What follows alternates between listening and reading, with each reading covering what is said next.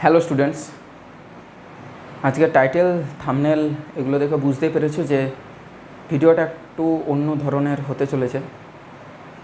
ভাবিনি যে এই টপিক সংক্রান্ত কোনো ভিডিও আমাকে বানাতে হবে কিংবা এই টপিক নিয়েও কথা বলতে হবে। বেশি সময় তোমাদের আমি নেব না, কারণ এমনিতে যারা শিক্ষার্থী আছো, এইচএস ক্যান্ডিডেট আছো, তারা এমনিতেই ডিপ্রেশনে আছো। ক্লাস 11-এর পরীক্ষাও খুব সামনে। সেখানে খুব একটা বিশেষ কিছু বলে তোমাদেরকে ভয় কিংবা হতাশা কোনোটাই দেওয়ার আমার ইচ্ছে নেই। কিন্তু দিনের পর দিন যা ঘটে চলেছে তার ভিত্তিতে যদি কিছু না বলি, আমার বলা কতটা কার্যকরী হবে আমি সেটাও জানি না। আজকের ভিডিও কোনো স্ক্রিপ্টেড না, মনে যতটুকু কথা আছে ততটুকুই বলবো, আর তার সাথে আবেদন করব কিছু বিষয়ের তোমাদের কাছে আর এখনকার যে শাসক দল তাদের কাছে। একটা ঘটনা বলি প্রথমে, তাহলে বিষয়টা একটু পরিষ্কার হবে। গল্পের ছলে একটু বলার চেষ্টা করছি। আমাদের যে যুগ, চারটে যে যুগ, সত্য, ত্রেতা, দাপর আর কলিযুগ, এখন তার মধ্যে ত্রেতা যুগে আমাদের রামায়ণ রচনা করা হয়, তারপর দাপর যুগে আমাদের মহাভারত রচনা হয়, মহাভারতের যুদ্ধ ঘটনা কাহিনী আছে, এবং কলিযুগ এই যুগ চলছে আমাদের। রামায়ণে মেন যে বিষয়টা নিয়ে আলোচনা করা হয়, রাম রাবণের যুদ্ধ, অর্থাৎ অধর্মের ওপরে ধর্মের জয়, সেটার যে ঘটনা অবলম্বন করা হয়। সেখানে একটা জিনিস কি তোমরা লক্ষ্য করেছিলে কোনো দিন? হয়তো করেছো, হয়তো স্ট্যাটাসে দেখেছো, হয়তো শর্টসে দেখেছো। রাবণ যিনি ছিলেন তিনি কিন্তু সর্বদিক থেকে, তাতে তুমি ধনরাশি বলো কিংবা ক্ষমতা বলো, প্রত্যেকটি দিক থেকে কিন্তু আমাদের ভগবান শ্রী রাম তার থেকে কিন্তু অনেক গুণ বেশি ছিলেন। কিন্তু তা সত্ত্বেও তিনি কেন হেরেছিলেন তোমরা জানো? শুধুমাত্র এটাই না যে তিনি অধর্ম করেছিলেন বা ইত্যাদি ইত্যাদি, সেসব না। তার চেয়েও বড় যেটা জিনিস, সেটা হচ্ছে তাঁর ভাই বিভীষণ তাঁরই এগেনস্টে, আর আমাদের ভগবান শ্রী রাম তাঁর ভাই লক্ষ্মণ তার পক্ষে। এখানে শুধু ভাইয়ের গল্প না, জিনিসটার মোরালিটি এটাই যে তোমার কাছের মানুষ বা আপন মানুষ, সেই মানুষ বা মানুষগুলো যদি তোমার এগেনস্টে হয়ে যায়, তখন জয়লাভ করা কিন্তু অনেক কঠিন হয়ে পড়ে। আমাদের আরজি কর মেডিকেল কলেজের ক্ষেত্রেও ঘটনাটা ঠিক এরকমই। যদি তোমার কলিগস, তোমাদের ব্যাচমেটস, তোমাদের ক্লাস ফ্রেন্ডস, এগুলোই যদি তোমার এগেনস্টে হয়ে যায়, তখন তুমি আর কী বা করবে? আবারও বলবো যে আমার এই ভিডিওটা কতটা কার্যকরী হবে আমি জানি না, এবং একটা ফ্লো আসছে না কথা বলার জন্য। সবসময় একটা টেনশন কাজ করছে, কারণ প্রত্যেকটা পুরুষ মানুষ যারা ভিডিওটা দেখছেন, প্রত্যেকটা পুরুষ মানুষ কারুর ভাই, কারুর দাদা, কারুর বাবা, প্রত্যেকে খারাপ না, প্রত্যেকে মধ্যে ভুল ধারণা বা নোংরা মানসিকতা কিন্তু থাকে না। আমি এটাই বলতে চাই যে তোমার কাছের মানুষ যদি তোমার এগেনস্টে হয়ে যায়, তাহলে তোমার জয়লাভ করা, তোমার বেঁচে থাকা, তোমার লড়াই করার ক্ষমতা কিন্তু খুব একটা বেশি সময় পর্যন্ত কিন্তু টিকে থাকে না। এই ক্ষেত্রেও সেই ঘটনাই ঘটেছে, এবং এই ঘটনা আজকে নতুন না। এই ঘটনা বারবার ঘটে এসেছে আর আগামী দিনেও ঘটবে, এটা অবশ্যম্ভাবী এবং প্রকৃত সত্য। এই সত্যকে এড়ানো পসিবল না। তাহলে বিষয়টা করণীয় কী? তাহলে এটাই তো বিষয়। দেখো, বিশ্বাস করো, হতাশার মধ্য দিয়ে ভিডিওটা বানানো, কিছু বলা তো যাবে না, এটাই তো সবচেয়ে বড় সমস্যা। বলা কিছু যাবে না, সব কিছু মেনে নিয়ে এগিয়ে যেতে হবে। ব্যাপারটা এখানেই হচ্ছে সমস্যাজনক। আমার যে আবেদন, যে রিকোয়েস্ট উচ্চপদস্থ মানুষজনদের কাছে, সেটা কিছুটা এই টাইপের। তারপর তোমাদের কাছে কী আবেদন সেটাও আমি তোমাদেরকে বলছি। আগে এটা বলে নিই, উচ্চপদস্থ মানুষদের কাছে এটাই আবেদন যে অপরাধমূলক যে বিষয়গুলো, অর্থাৎ সাজা দেওয়া, শাস্তি দেওয়া, অর্থাৎ আমি বলতে চাইছি বিচার বিভাগ যেটা, সেইটাকে যেন কোনো ধরনের কোনো দলীয় প্রেশার তাদের ওপর না করা হয়, এবং অপরাধী বা অপরাধীদের যেন শাস্তি হয়। যে মেয়ে মারা গেছে সে ছাত্রী বা শিক্ষার্থী বা হবু ডাক্তারের বিচার চাই, এটাই কামনা করি। এবং আপনাদের কাছে একান্ত বিনীত অনুরোধ, একবার পারলে ওই মেয়েটার জায়গাতে নিজের বাড়ির মেয়ে, বোন, দিদি, নিজের স্ত্রী কিংবা নিজের মাকে বসিয়ে একবার দেখবেন। যদি উত্তরটা সেম আসে যে কেউ মারা গেলে শুধুমাত্র তার আর্থিক সহায়তাটাই শেষ সহায়তা করা, তাহলে আপনারা যা করছেন ঠিক করছেন। আর তোমাদের কাছে একটা বিনীত অনুরোধ যে নিজেরা সতর্ক থাকো। এই ভিডিও অনেক ফিমেল ক্যান্ডিডেট, অনেক শিক্ষার্থী, মানে আমি বলতে চাইছি মেয়ে শিক্ষার্থী, তারা দেখবে। তোমরা ভালো থাকো, সুস্থ থাকো, বাবা মাদের সাথে অ্যাটাচমেন্টে থাকো, টিচারদের সাথে অ্যাটাচমেন্টে থাকো, ভালো মন্দ বোঝার উপলব্ধি করো, বোধ বুদ্ধি রাখো, এইটুকুই বলবো। মানে এর বাইরে কী বা বলবো, মানে বলার তো নেই কিছু, ভাষা নেই কিছু।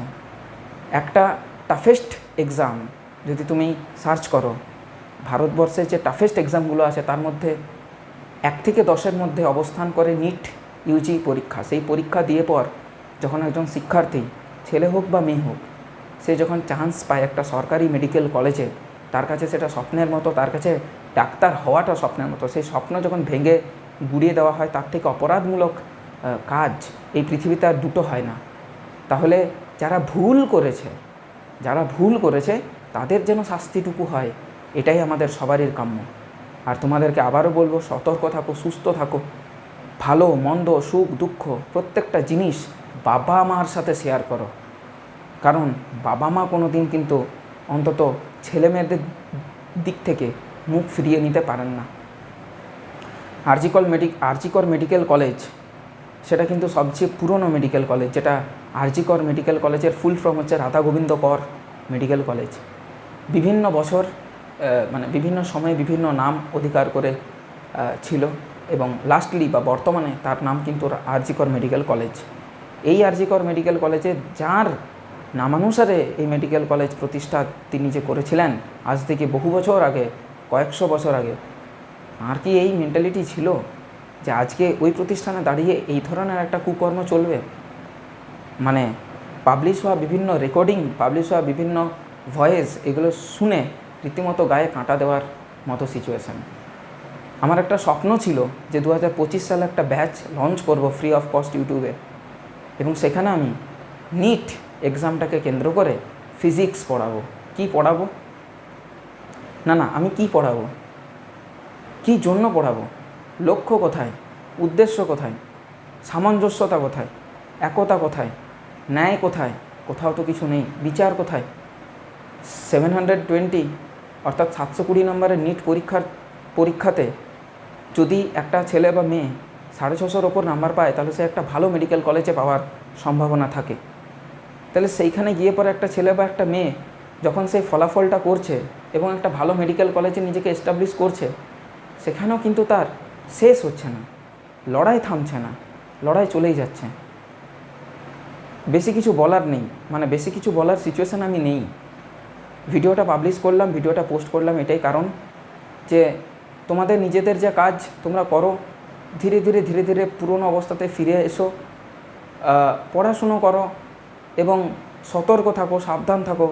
বাবা মার সাথে প্রত্যেকটা জিনিস ভালো মন্দ সেটাকে শেয়ার করো, এবং তার সাথে সাথে ওই কোনো কিছুর মধ্যে একটা বাজে কিন্তু ঘটনা থেকে নিজেকে একটু হলেও দূরে রাখো, একটু সতর্ক থাকো ভাই। এটাই আমি বলছি ভাই বা বোন, বড় দাদার মতোই বলছি যে একটু সতর্ক থাকো। মানে বলার মতো কোনো ভাষা তো নেই, কি বলবো বলো তো,